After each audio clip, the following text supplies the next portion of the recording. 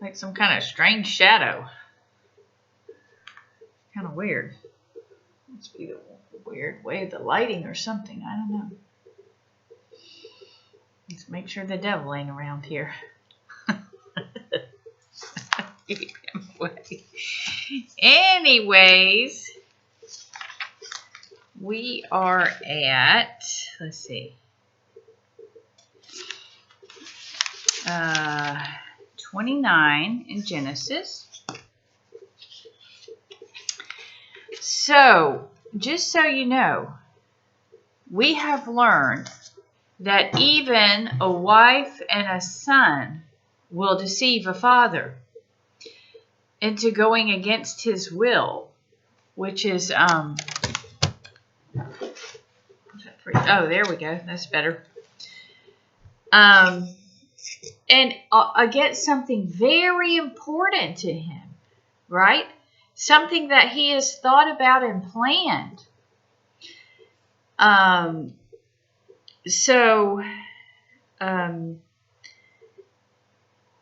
But God still honored his blessing, even though he was deceived.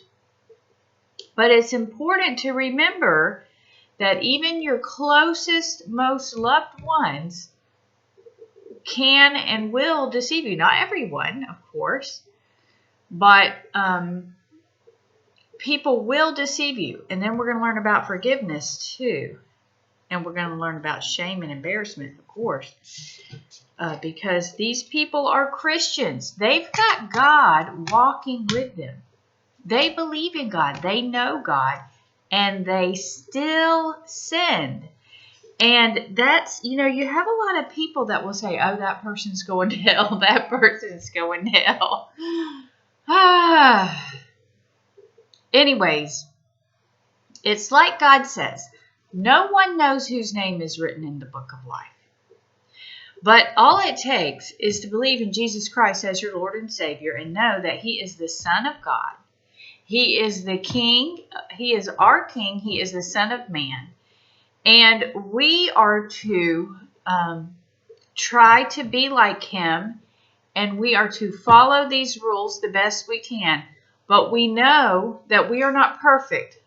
And that's why God, when He found people who were very close to being perfect, right? You'll see that there were certain people in their hearts, they meant to be strong enough, to be courageous enough, to be righteous enough, right?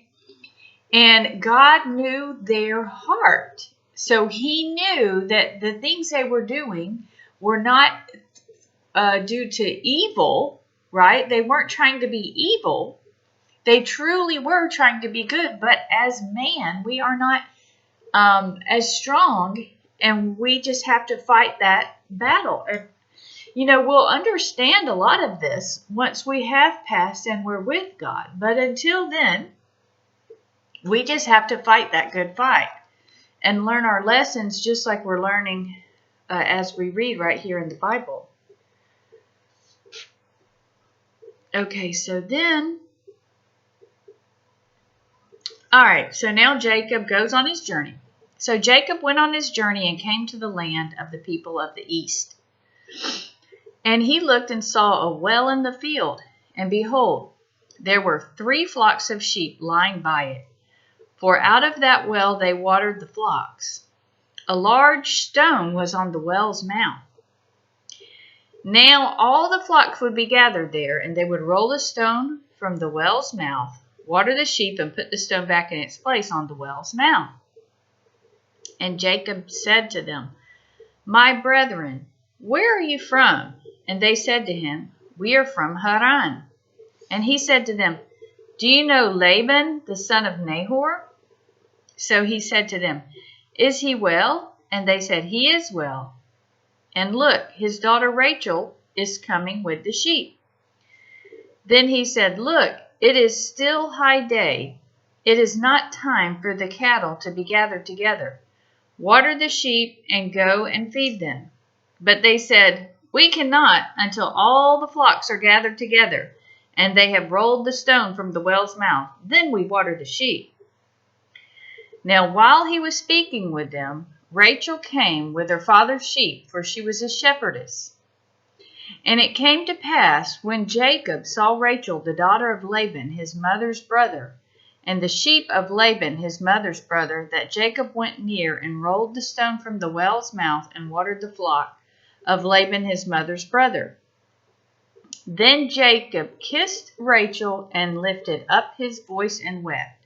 And Jacob told Rachel that he was her father's relative and that he was Rebekah's son. So she ran and told her father. Then it came to pass, when Laban heard the report about Jacob his sister's son, that he ran to meet him, and embraced him and kissed him, and brought him to his house. So he told Laban all these things. And Laban said to him, "Surely you are my bone and my flesh." And he stayed with him for a month. Then Laban said to Jacob, "Because you are my relative, should you therefore serve me for nothing? Tell me, what should your wages be?" Now Laban had 2 daughters. The name of the elder was Leah, and the name of the younger was Rachel. Leah's eyes were delicate, but Rachel was beautiful of form and appearance. Now Jacob loved Rachel, so he said, "I will serve you 7 years for Rachel, your younger daughter." And Laban said, "It is better that I give her to you than that I should give you to another man. Stay with me." So Jacob served 7 years for Rachel, and they seemed only a few days to him because of the love he had for her. Then Jacob said to Laban, "Give me my wife, for my days are fulfilled, that I may go into her." And Laban gathered together all the men of the place and made a feast. Now it came to pass in the evening that he took Leah his daughter and brought her to Jacob, and he went into her. So he tricked Jacob with the older daughter, just like Jacob tricked his brother Esau with his mother. So it came to pass in the morning that, behold, it was Leah. And he said to Laban, "What is this you have done to me? Was it not for Rachel that I served you? Why have you deceived me?" And Laban said, "It must not be done so in our country, to give the younger before the firstborn. Fulfill her week, and we will give you this one also for the service which you will serve with me still another 7 years." Then Jacob did so and fulfilled her week. So he gave him his daughter Rachel as a wife also. And Laban gave his maid Bilhah to his daughter Rachel as a maid. Then Jacob also went into Rachel, and he also loved Rachel more than Leah, and he served with Laban still another 7 years. So he had both of these women as his wives, but Laban tricked him, right? And so he laid down with Leah first, and then after a week, he had Rachel. And then he stayed with Laban another 7 years. When the Lord saw that Leah was unloved, he opened her womb, but Rachel was barren. So Leah conceived and bore a son, and she called his name Reuben. For she said, "The Lord has surely looked on my affliction. Now therefore my husband will love me." She conceived again and bore a son, and said, "Because the Lord has heard that I am unloved, he has therefore given me this son also." And she called his name Simeon. She conceived again and bore a son, and said, "Now this time my husband will become attached to me, because I have borne him 3 sons." Therefore his name was called Levi. And she conceived again and bore a son, and said, "Now I will praise the Lord." Therefore she called his name Judah. Then she stopped bearing. So she was blessed with 4 children because Jacob did not love her. He loved Rachel. That had always been known. But he deceived his brother. And it's sad that, this is how it was a long time ago. And it's still this way in many countries, that the men choose for their wives rather than allowing God to choose for them, right? And to allow the women to choose, to allow for God to choose. Nowadays, we don't put enough of our trust in God. Now, when Rachel saw that she bore Jacob no children, Rachel envied her sister and said to Jacob, "Give me children or else I die." And Jacob's anger was aroused against Rachel, and he said, "Am I in the place of God who has withheld you from the fruit of the womb?" So he said, "Here is my maid Bilhah. Go into her," she said, "and she will bear a child on my knees, that I also may have children by her." Then she gave him Bilhah, her maid, as wife, and Jacob went into her. And Bilhah conceived and bore Jacob a son. Then Rachel said, "God has judged my case, and he has also heard my voice and given me a son." Therefore she called his name Dan. And Rachel's maid Bilhah conceived again and bore Jacob a second son. Then Rachel said, "With great wrestlings I have wrestled with my sister. Also indeed I have prevailed." So she called his name Naphtali. When Leah saw that she had stopped bearing, she took Zilpah, her maid, and gave her to Jacob as a wife. And Leah's maid Zilpah bore Jacob a son. Then Leah said, "A troop comes." So she called his name God of Gad. And Leah's maid Zilpah bore Jacob a second son. Then Leah said, "I am happy, for the daughters will call me blessed." So she called his name Asher. Now Reuben went in the days of wheat harvest and found mandrakes in the field and brought them to his mother Leah. Then Rachel said to Leah, "Please give me some of your son's mandrakes." But she said to her, "It is a small matter that you have taken away from my husband. Is it a small matter that you have taken away my husband? Why would you take away my son's mandrakes also?" So Leah felt like Rachel took her husband from her.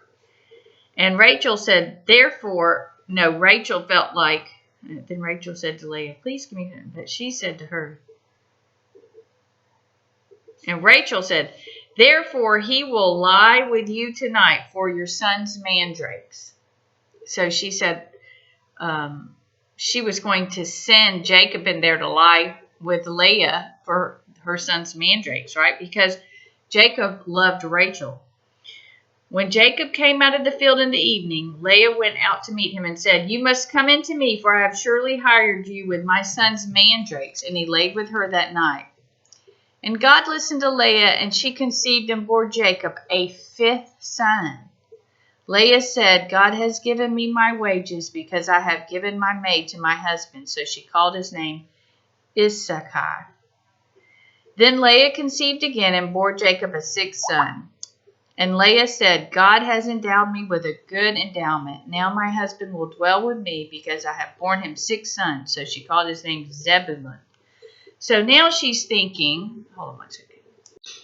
Now she's thinking, now that she's had six children, right, that Jacob is going to live with her and love her, basically.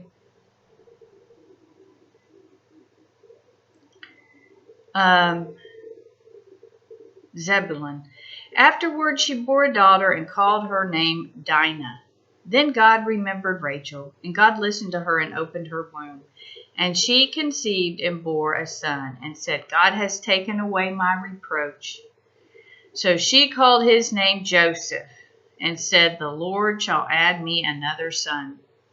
And it came to pass, when Rachel had borne Joseph, that Jacob said to Laban, "Send me away, that I may go to my own place and to my own country. Give me my wives and my children, for whom I have served you, and let me go, for you know my service which I have done for you." And Laban said to him, "Please stay, if I have found favor in your eyes, for I have learned by experience that the Lord has blessed me for your sake." Then he said, "Name me your wages, and I will give it." So he was going to just pay Jacob. "Just tell me how much and I'll give it." So Jacob said to him, "You know how I have served you and how your livestock has been with me.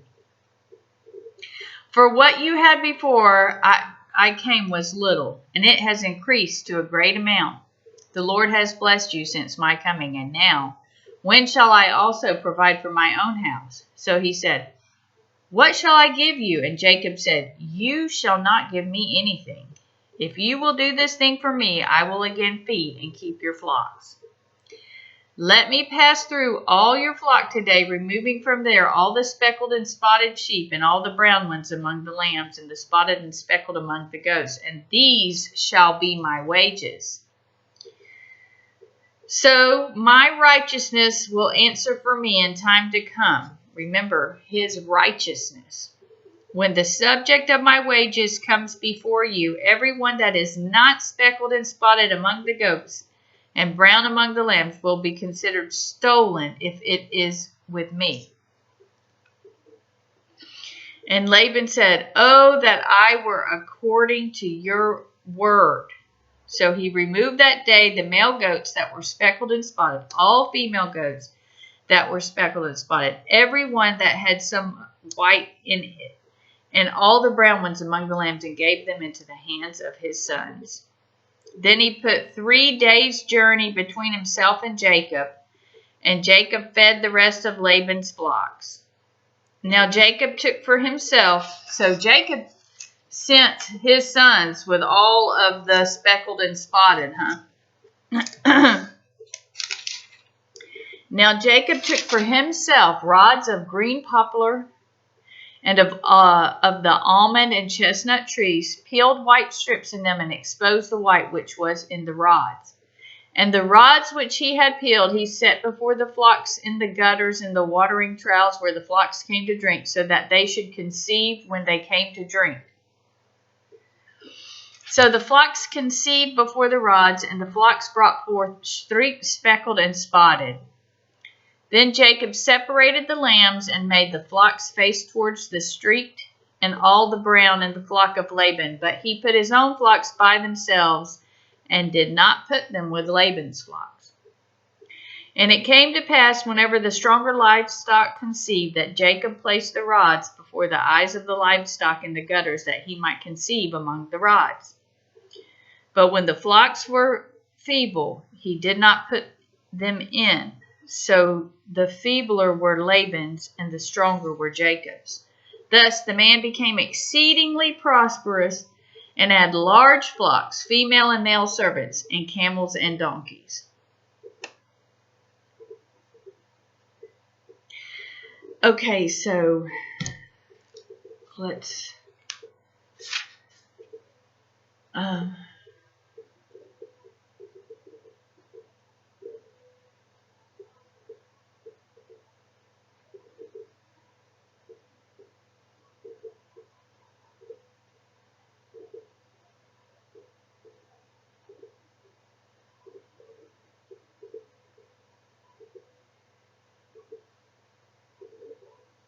now we're going to learn about what the sons of Laban say. But anyways, we're going to stop there. But his purpose was to make his livestock stronger, right? He was taking the strongest ones, and the other ones were the weaker ones. He kept the stronger ones, and Laban got the weaker of the livestock. It's a little trick, wasn't it? Okay. Have a good day.